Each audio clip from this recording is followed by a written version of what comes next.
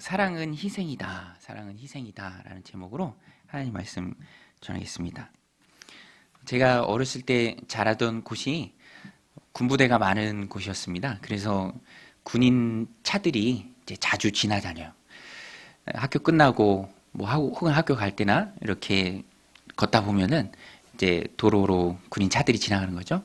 그런데 우리 아이들이 친구들이 반가워하는 차가 있어요. 그게 뭐라고 써 있냐면 똑같은 군인 차인데 부식차라고 이렇게 써 있어요. 부식. 이렇게 얘기하니까 좀 제가 되게 나이 많은 사람처럼 보이는데요. 뭐 여하튼 부식차라고 써 있어요. 그러면은 따라가면서 건빵 던져주세요. 그러면 건빵. 그러면 정말로 군인 아저씨들이 건빵을 던져줘요. 근데 언젠가 한 번은 제 친구랑 같이 이제 학교 끝나고 그 친구 집에 놀기 위해서 가는데 부식차가 지나가는 거예요. 그래서 그 친구랑 같이 건빵 주세요 하니까 그 군인 아저씨가 건빵을 2개를 이렇게 떨어뜨려 줬어요. 여러분, 2명이 따라가고 건빵을 2개를 떨어뜨려 줬으면 하나씩 나눠 먹으라는 말이잖아요. 그렇죠? 근데 그 친구가 달리기도 빠르고 덩치도 커요. 그 자기가 혼자 가서 2개를 다 집더니 하나는 자기 집에 갖다 두고 그 하나를 나눠 먹자라는 거예요. 뭐 이런 애가 다 있나. 근데 또 그 친구는 저보다 키도 크고 덩치도 컸기 때문에 그냥 뭐 나눠 먹었습니다. 그러면서도 제 마음에 드는 생각이, 아니 그 하나씩 나눠주면 좋을 텐데 이렇게 그러나 뭐 그런 마음이 어린 마음에도 들더라고요. 사람이요, 이렇게 보면은 이기적일 때가 있습니다. 뭐 아이만 그런가요? 어른들도 그래요. 제가 기억에 남는 사건이 군생활할 때 병원에서 근무를 했는데 병원 시설이 굉장히 낡았어요. 다 1층이고 뭐 에어컨도 없었습니다. 한참 전이니까. 그런데 병원장님 사무실, 원장님 사무실에 에어컨이 딱 한 대 있었는데 그게 이제 벽에 있는 에어컨이에요. 벽에. 이제 한쪽은 외부에, 또 한쪽은 벽을 뚫어서 이제 안에 이제 그런 에어컨 있잖아요. 옛날에. 오늘 전체적으로 좀 제가 나이 든 사람처럼 이렇게 보이는데 여하튼 그 에어컨 딱 하나 있었어요. 뭔지 아시죠? 벽 뚫고 한쪽은 바깥에 실외기 일체형으로 돼 있는 건데 있습니다. 아무튼 그게. 근데 그걸 떼놓고 새 거로 달고 하나 남잖아요. 그거 어디에 달까? 뭐 이렇게 얘기를 했어요. 근데 우리 병원에서 가장 더운 데가 창문이 없는 약제과였습니다. 그래서 약제과에 달자. 그리고 약제과에 달았더니 다른 부서에서 난리가 난 거예요. 왜 그거 약제과에만 달아주냐?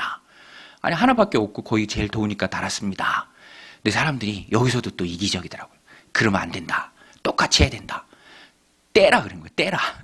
그래서 떼서 창고에 넣어뒀습니다. 사람들이요, 어떻게 보면은 굉장히 이기적이에요. 그런데 오늘 말씀이 우리에게 가르치는 것은 약육강식, 승자 독식, 어떤 세상의 논리, 그것을 따르는 게 아니라 사랑으로 대하라, 사랑으로 행하라, 그것을 오늘 우리에게 말하고 있습니다. 그것이 하도 중요하니까 바울이요, 그 사랑으로 행하라 라는 것을 빚에 비유합니다. 여러분, 빚이 중요하죠? 빚에 빌리는 것도 신중해야 하고요. 또 한 번 빚을 빌리면 그것을 갚는 것도 참 되게 잘 해야 합니다. 그러니까 빚은 조심스럽고 또 신중하게 해야 하는 것이에요. 그게 맞아요. 그렇게 중요한 빚과 사랑의 빚을 같이 맞물려서 바울이 설명을 해요. 너희들이 무엇을 하든지 빚을 지지는 마라. 그런데 단 한 가지 예외가 있다면 서로 사랑의 빚은 지라라고 말합니다. 그리스도인들이 세상을 향해서, 이웃들을 향해서 기본적으로 가져야 할 자세가 중요한 사랑이에요. 그래서 사랑으로만 빚을 지라라고 말합니다. 오늘 말씀 8절인데요. 우리 8절은 성경책을 보면서 같이 읽겠습니다. 같이 읽습니다. 시작. 피차 사랑의 빚 외에는 아무에게든지 아무 빚도 지지 말라. 남을 사랑하는 자는 율법을 다 이루었느니라. 피차 사랑의 빚 외에는 빚을 지지 말라. 문맥상 빚을 지지 말라는 말이 아니라 사랑에는 한없이 열심히 꾸어주고 꾸고 빚을 지라라는 말씀이에요. 그러니까 이 말씀의 핵심은 서로 사랑하면서 피차 사랑의 빚을 많이 지면서 사랑을 꾸고 사랑을 꾸어주고 사랑을 빚지면서 또 사랑을 베풀면서 그렇게 이웃들을 대하라라는 말씀입니다. 그래서 공동번역 성경에 보면 아무리 해도 할 수 없는 의무가 한 가지 있습니다. 그것은 사랑의 의무입니다. 라고 사랑의 의무를 가져야 할 것, 사랑을 베풀어야 할 것, 사랑을 흘려보내야 할 것, 또 사랑으로 대해야 할 것을 바울이 말합니다. 얼마만큼 사랑의 빚을 져야 하는가? 아무리 갚아도 갚을 수 없을 만큼의 서로 피차 간의 사랑의 빚을 지라라는 거예요. 사랑을 흘려보내라. 사랑으로 대하라. 이기적으로, 승자 독식으로, 약육강식으로 세상의 그 논리로 살아가지 말고 그리스도인 된 너희는 율법의 계명의 완성인 사랑을 마음에 품고 이기적이 아닌 베푸고 배려하는 그 사랑의 모습으로 다가가라. 빚이 중요한데 사랑의 빚은 아무리 줘도 된다. 이 말이에요. 여러분, 사랑은요, 흘러가는 것입니다. 이 말씀이 그거예요. 사랑의 빚을 지라. 피차 사랑의 빚을 많이 지라. 사랑으로 돌고 돌라라는 것이죠. 몸에 피가 돌듯이 또 기업을 경영할 때 돈이 돌듯이 물류가 돌듯이 원활하게 돌아야 할 것이 영적으로 볼 때 그리스도인의 삶에 있어서 그것이 사랑이에요. 배려하는 사랑입니다. 사랑이 돈다라고 했을 때 부모의 사랑을 예로 들 수 있죠. 자식에게로 향하는 부모의 사랑. 예. 여러분, 우리가 다 부모이기도 하면서 또 우리가 다 자식이기도 하죠. 부모의 자식을 향한 그 사랑이 흐르고 도는 사랑이죠. 저는요, 언제 물리적으로 보이지 않는 그 사랑이 내가 참 자녀를 사랑하고 이 사랑이 자녀들에게로 흘러가는구나 느끼냐면 보이지는 않지만 순간순간 느낄 때가 참 많아요. 뭐 예를 들어서 저는 저희 아이들을 밖에서 보면 그렇게 반가워요. 그냥 바로 엘리베이터 앞에서 만나도 반가워요. 얼마나 반갑습니까? 집이 아닌 밖에서 보니까 뭐 학교 가다가 또 학원 가다가 너무 반가운 거예요. 근데 저만 반가운 것 같아요. 저만. 아이들은 뭐 그냥 시큰둥 하더라고요. 그럼에도 불구하고 반가우니까 이제 반가운 모습이 나가는 거죠. 반응에 상관없이 그 사랑이 흐르는 것을 그때 참 많이 느낍니다. 여러분, 오늘 우리는요, 그리스도인으로 이 땅을 살아갈 때 세상의 이웃을 대하는 기본의 자세는 말씀이 가르치고 바울이 강권하는 그 모습은 사랑입니다. 사랑. 사랑으로 대하라. 사랑의 빚을 지라. 그래서 오늘 말씀 제목이 좀 사랑을 강조해서 사랑은 희생이다라고 PPT로 정했고요. 또 며칠 전에 주보에 정해놓은 거는 사랑하며 살라. 사랑하며 살라라는 거예요. 오늘 우리는 사랑하며 살아야 합니다. 사실 율법의 요약이 10계명이고요. 그 10계명의 요약이 이웃을 사랑하라라는 것에 다 녹아 있어요. 그래서 우리 성경을 보고 같이 볼게요. 9절 같이 읽겠습니다. 시작. 간음하지 말라, 살인하지 말라, 도둑질하지 말라, 탐내지 말라 한 것과 그 외에 다른 계명이 있을지라도 내 이웃을 내 자신과 같이 사랑하라 하신 그 말씀 가운데 다 들어 있느니라. 여러분, 이웃을 사랑하면은요, 모든 계명을 다 지키는 겁니다. 하나님 사랑, 이웃 사랑이 계명의 핵심이죠. 계명의 완성이고 최종 요약입니다. 하나님을 사랑하십시오. 내 몸을 사랑하는 것과 같이 이웃을 사랑하십시오. 그러면 하나님이 우리에게 주신 율법을 다 지키는 겁니다. 여러분, 이웃이 누구입니까? 이웃은요, 추상적이지 않아요. 이웃은요, 나 자신을 제외한 모든 사람이 다 이웃입니다. 내 배우자가 이웃이고요. 또 자녀가 이웃이고요. 우리 가족 구성원이 이웃이고, 공동체 안에서 만나는 교우가 이웃이고요. 또 세상에 나가서 살 때 관계 속에서 만나는 모든 사람들이 바로 우리의 이웃입니다. 그 이웃에 대해서 기본적으로 그리스도인이 가져야 될 자세가 바로 사랑하라라는 거예요. 사랑. 그래서 여러분, 이웃을 사랑하기 위해서는 희생이 필요해요. 그렇죠? 이웃을 사랑하기 위해서는 높여주고 섬기고 그 영혼을 품기 위해서는 자연적으로 나의 희생을 필요로 합니다. 왜냐하면 내가 내 주장 또 자기 중심적인 삶의 모습을 내려놓을 때 사랑이 가능한 거예요. 흘려보내는 것이고 위하는 것이기 때문에 희생을 전제로 한 게 바로 사랑입니다. 어떤 목사님이 야구에 그 사랑을 좀 빗대서 설명을 해놨어요. 야구에는요, 축구에는 어시스트라는 개념이 있지만 야구에는 희생이라는 개념이 있다. 그죠? 희생 번트, 또 희생 플라이. 나는 죽지만, 나는 아웃이 되지만 팀원을 살리는 거죠. 진로할 수 있도록 내가 죽으면서 돕는 것입니다. 그런데 이게 그리스도인의 삶의 사랑함의 원리예요. 나는 죽고 남을 살리는 것. 그것이 바로 주님의 우리에게 말씀하신 사랑입니다. 사랑의 원리죠. 그런데 여러분, 여기서 바로 괴리감이 좀 들어요. 여러분 어때요? 제가 이 말씀, 하나님 오늘 우리에게 주신 말씀으로 저는 설교자로서 설교를 하는데, 설교하는 저도 그렇고 또 말씀을 듣는 성도님들도 그렇고 야구의 희생 플라이처럼 나는 죽고 너는 살아라. 이게 참 말처럼 쉽지 않은 말입니다. 좀 쉽지 않죠. 좀이 아니라 참 많이 쉽지 않아요. 이 말씀 그대로 실천하기가. 나는 죽고 너를 살리는 삶, 희생하는 삶. 이기적일 수 있지만 내 욕심을 내려놓고 희생하고 섬겨주면서 그 영혼을 살리는 삶. 주님 말씀하신 그 사랑, 희생 쉽지 않잖아요. 그래서 중요한 것은요, 우리가 인정을 해야 돼요. 우리는 오늘 본문에 나오는 이 사랑을 있는 그대로 행하기에는 부족함이 많은 사람입니다. 그러나 하나님의 사랑이 나를 채우면, 하나님의 그 사랑이 내 안에 가득 차면 우리는 그 사랑을 흘려보내면서 자연스럽게 이웃사랑을 할 수 있는 거예요. 내가 내 스스로 자가발전해서 사랑을 만들어내는 것이 아니라 스스로 희생하고 싶은 사람이 얼마나 있겠습니까? 건빵 2봉지 떨어져 있으면 그저 달려가서 하나는 방에다 두고 저녁에 먹고 싶은 마음이 다 누구나 있는 마음이잖아요.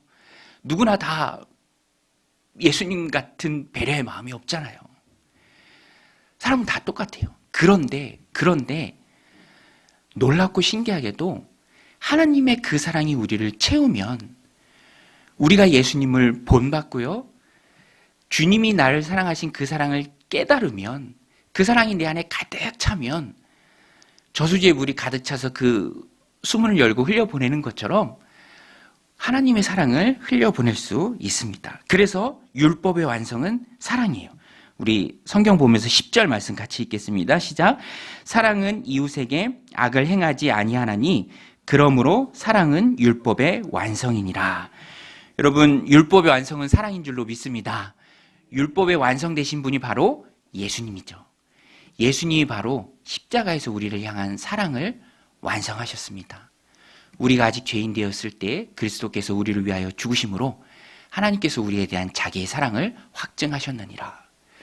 하나님의 사랑의 그 깊이와 그 넓음을 우리가 깨닫고 주님이 십자가에서 피 흘려 죽으신 날 위해 희생하신 그 사랑을 내가 충만히 깨닫는다면, 그리고 말씀을 통해서, 신앙생활을 통해서, 기도를 통해서 우리가 하나님이 우리에게 주시는 그 사랑을 공급받는다면, 하나님의 사랑이 내 안에 가득 차고 난다면 우리는 오늘 말씀이 우리에게 요구하는 그 사랑을, 이웃에 대한 그 희생을, 나는 죽고 내가 살아라 하는 그 희생을 감당할 수 있는 거예요. 그래서 우리는요, 요한복음 15장 말씀처럼 예수님께 붙어있는 게 중요합니다. 막 사랑해야지. 사랑이 없는데 어떻게 사랑할 수 있습니까? 미운 모습만 보이고 악한 모습만 보이고 되갚아주고 싶은 마음만 드는데 어떻게 희생할 수 있어요? 못합니다. 우리는 먼저 일단 하나님의 사랑을 구해야 돼요. 하나님 내 안에 하나님의 그 충만한 사랑을 부어주옵소서. 그러면 사랑의 수위가 올라가는 거예요. 사랑의 용량이 커지는 것입니다. 그리고 그 사랑이 흘러가는 것이 바로 이웃사랑이에요. 우리는 빨리 깨닫고 하나님 앞에 엎드려서 그 사랑을 구해야 돼요. 그러면 우리도 사랑할 수 있습니다. 희생할 수 있어요. 여러분, 사랑은 희생인 줄로 믿습니다. 그 사랑을 실천하는 것. 이웃을 대하는 성도의 기본 모습이에요. 세상의 논리가 아니라 희생입니다. 사랑은 구체적인 대상이 있고요. 그래서 그들에게 악을 행하지 않는 것입니다. 전제는 하나님의 사랑이 나를 가득 채우는 것이죠. 저도요, 가족을 많이 사랑합니다. 제 청년부 때 이 본문으로 청년들에게 설교할 때 그렇게 얘기했어요. 새벽 예배 끝나고 집에 들어가면 자고 있는 아이들이 그렇게 사랑스러울 수가 없어요. 왜 그렇게 사랑스러울까요? 자고 있는 아이들이. 자고 있기 때문에. 자고 있으니까 얼마나 사랑스러워요? 아이들이 또 어릴 때 일어나면 전쟁터죠. 희생하기가 참 쉽지 않습니다. 그런데 하나님 사랑의 마음이 내 안에 가득 찰 때, 말씀을 통해서 또 기도를 통해서 하나님 주시는 주권적 은혜를 통해서 하나님의 사랑이 느껴지고 감사하고 고맙고 그 사랑이 나를 가득 찰 때는 세상이 다르게 보이고 하나님 주신 힘으로 희생하고 또 섬길 수 있다라는 것입니다.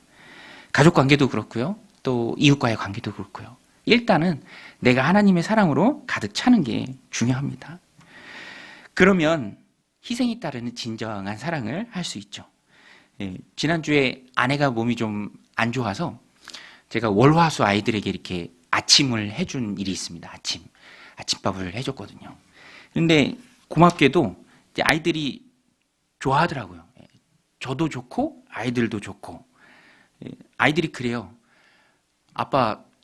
엄마 아파서 아빠가 밥 해주는데 엄마 아프면 아빠가 계속 밥 해주는 거야? 그럼 아빠가 밥 해주지. 엄마 계속 아팠으면 좋겠다 이러는 거예요. 웃으시라고 드리는 말씀입니다. 근데 제가 그 말을 듣고 좋더라고요. 얼마나 좋아요? 인정하는 말이잖아요. 또 아이들에게는 또 따뜻한 아침밥이 있고 또 아내는 더 힘든 몸을 좀 쉴 수 있고. 제가 그러면서 마음도 좋으면서 읽었던 책이 생각났어요.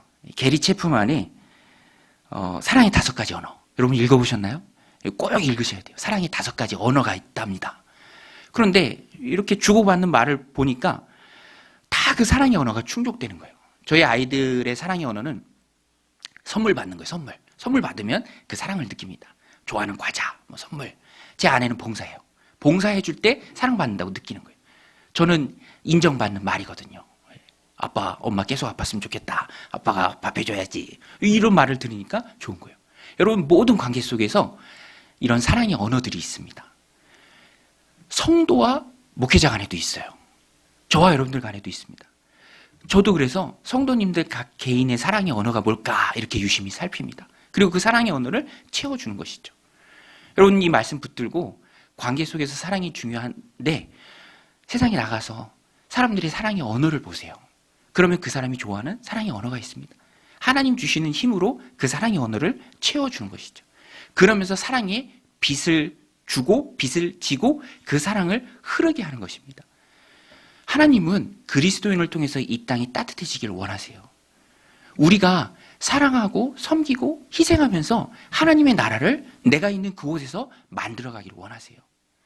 그래서 이 사랑이 로마서 13장에서 중요하게 나오는 것입니다. 저는 그 말씀을 전하는 거예요. 여러분, 오늘 우리는 희생하고 또 사랑해야 될 존재입니다. 저도 하나님 사랑을 충만히 받을 때 내가 그 사랑을 이웃에게 흘려보낼 수 있는 것을 느껴요. 억지로 하는 게 아니라 자연스럽게 되는 것입니다. 특별히 요새 참 많이 느끼는 마음이 성도님들과 함께 교회를 세워가면서 느끼는 복이 있어요. 이거 참 하나님 주시는 귀한 복이다.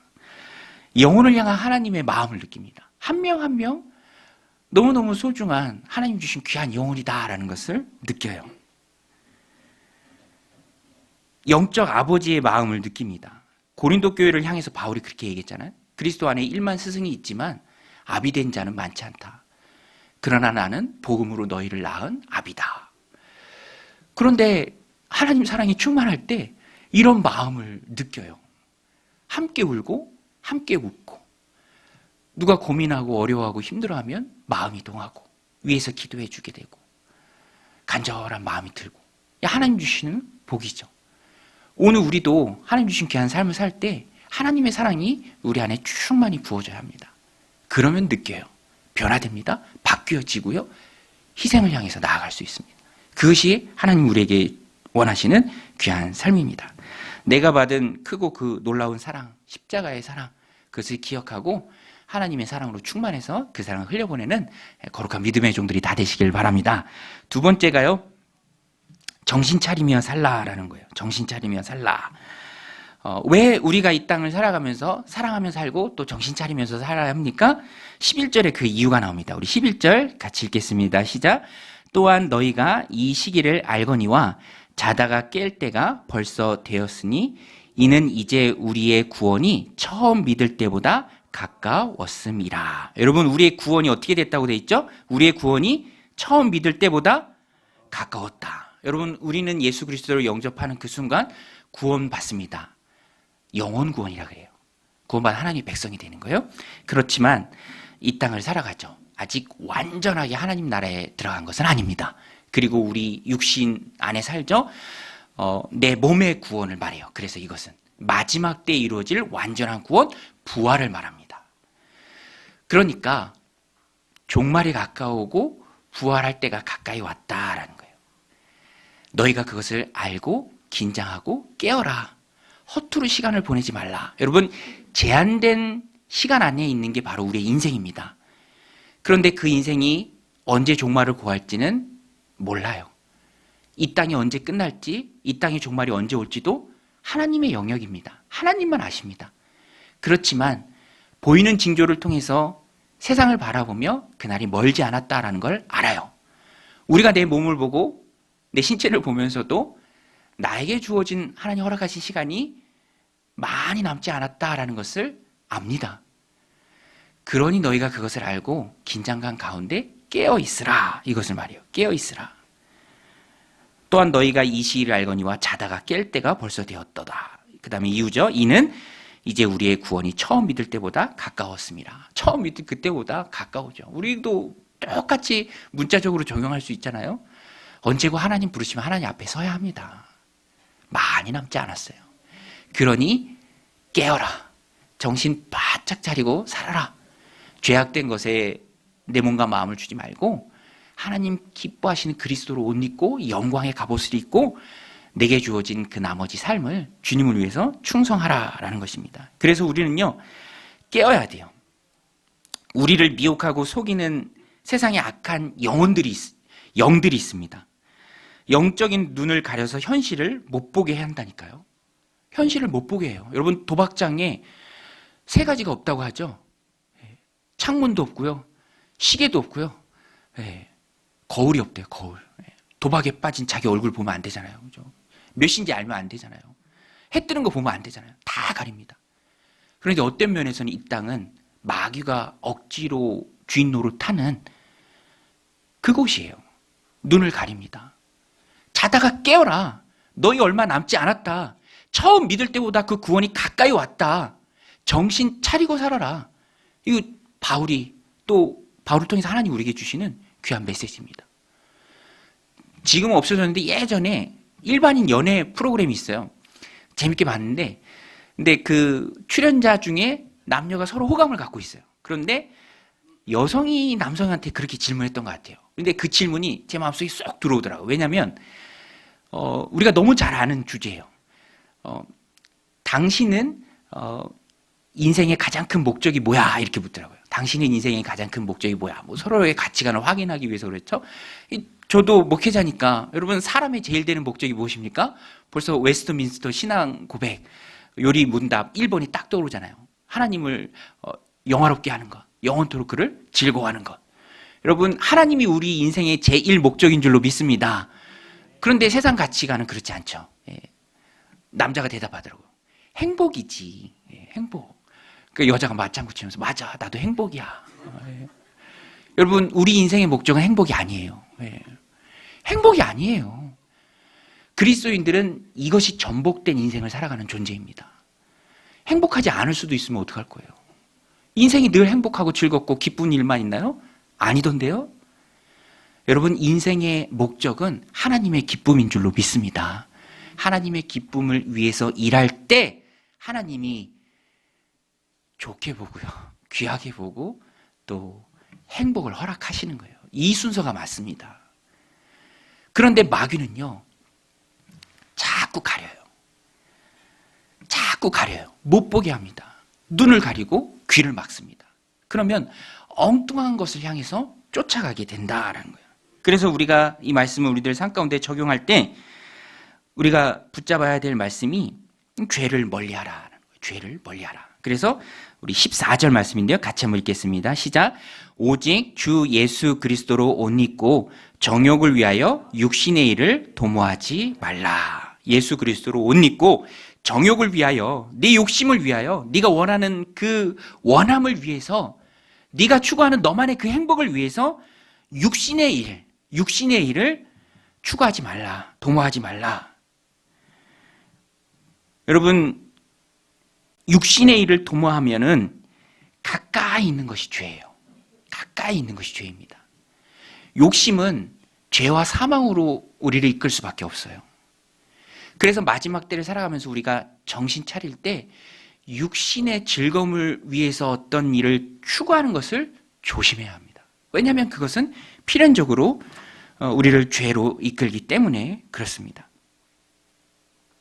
제가 하남 미사 지구 살 때 슬로건처럼 이렇게 펜스마다 붙여놓은 말이 있었어요. 뭐라고 붙였냐면 창을 열면 한강, 문을 열면 서울. 참 멋진 말인 것 같아요. 창을 열면 한강, 문을 열면 서울. 미래를 사세요, 미사. 그런데 영적으로 보면요, 욕심의 본성을, 그 죄악된 본성을 거듭난 후에도 여전히 가지고 있는 우리에게 있어서 창을 열든 문을 열든 그 앞에 또아리 트고 있는 것은 바로 죄입니다. 욕심이에요. 추구하고 쫓아가면 오늘 말씀 13절에도 나오는데요, 육신의 정욕들을 행할 수밖에 없어요. 악한 일을 꾀할 수밖에 없습니다. 시기와 질투심에 사로잡힐 수밖에 없어요. 다툼을 쫓아갈 수밖에 없습니다. 그래서 우리는 영적으로 깨어서 그러한 것들을 멀리해야 합니다. 가인과 아벨의 제사를 기억하십시오. 아벨의 제사와 아벨만 하나님 받으셨을 때 가인이 시기하고 질투하죠. 처음에 하나님께서는 네가 왜 얼굴색이 변하느냐, 안색이 변하느냐 정도만 말씀하셨어요. 그때 가인이 돌이키고 자신에게 부족한 것을 깨닫고 말씀 앞에 나오고 자신을 바로 세웠다면 끔찍한 죄를 짓지 않았겠지만, 그때부터 가인은 죄의 노예가 됩니다. 그때 하나님 주신 말씀이에요. 내가 선을 행하면 어찌 낯을 들지 못하느냐? 선을 행하지 아니하면 죄가 문 앞에 엎드려져 있으니 죄가 너를 원하나 너는 죄를 다스릴지니라. 여러분, 죄에 대해서는 엄격한 주도권을 가져야 됩니다. 죄가 너를 다스린 것이 아니라 내가 죄를 다스려야 돼요. 죄가 내 주인 노릇을 하지 못하도록 끊는 주체가 내가 되라는 거예요. 그것이 하나님 원하시는 성도의 바른 모습입니다. 이 땅을 살아갈 때 리더십은요, 하나님의 형상이에요. 우리는 다스리는 자가 되어야 합니다. 가정입니까? 가정을 잘 다스려야 합니다. 직장에서 하나님 내게 주신 그 역할을 잘해야 돼요. 그리고 무엇보다 영적으로 우리는 죄를 다스려야 돼요. 죄를 멀리해야 됩니다. 죄에게 주도권을 빼앗기지 말아야 돼요. 이 영어 성경에 보면 subdue라고 번역을 해요. subdue, 진압하다. 그것이 너의 주인 노릇을 하지 못하도록 죄를 진압하라. 막아야 돼요. 마귀를 막아야 됩니다. 죄가 내 인생의 주인이 되는 것이 아니라 내 인생의 주인이 하나님이심을 악한 마귀가 알도록, 죄가 알도록 우리가 끊어내야 되고요. 추구하지 말아야 하고요. 단절해야 합니다. 쫓아가지 말고 영향을 받지 말아야 돼요. 그것이 그리스도인의 바른 삶이죠. 그래서 오늘 말씀을 보면 죄를 따르지 말고 단정하게 행하라.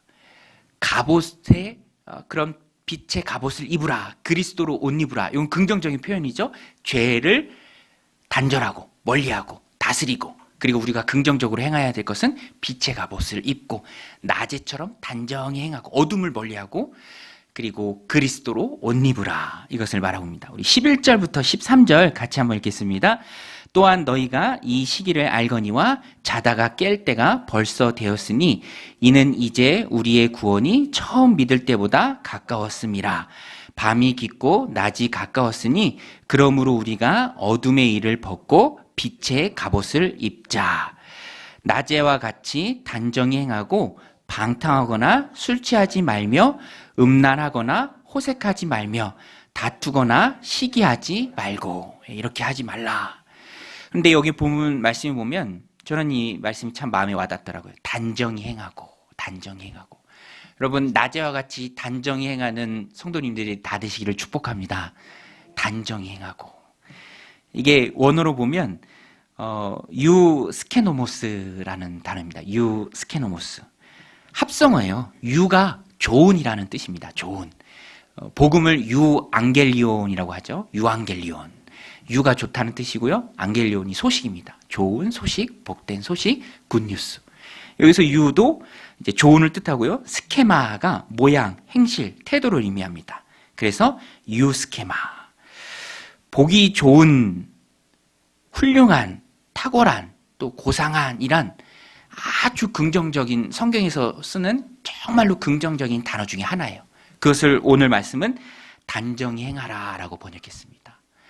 여러분 그리스도로 옷 입는 것은요 단정히 행하는 삶입니다. 단정히 행하는 삶. 그 단정히 행하는 삶이 주님 기뻐하시는 삶이죠.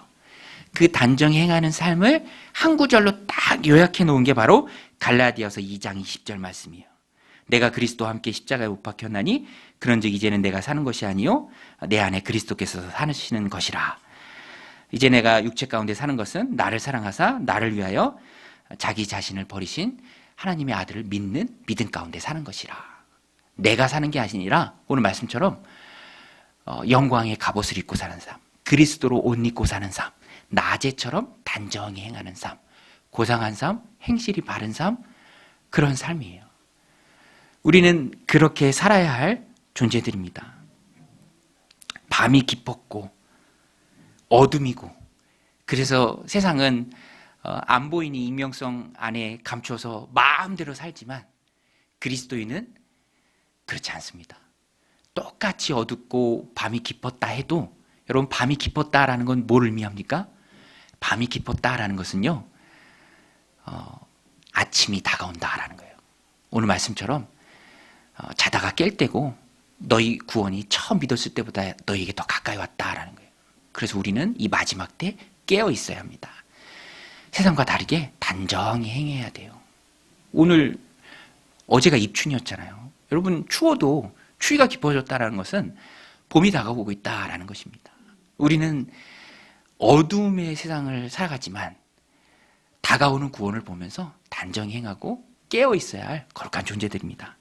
오늘 이 말씀 마음에 새기고 단정히 행하여 깨어 있는 또 사랑하며 사는 믿음의 신실한 종들이 다 되기를 주님의 이름으로 간절히 축원드립니다.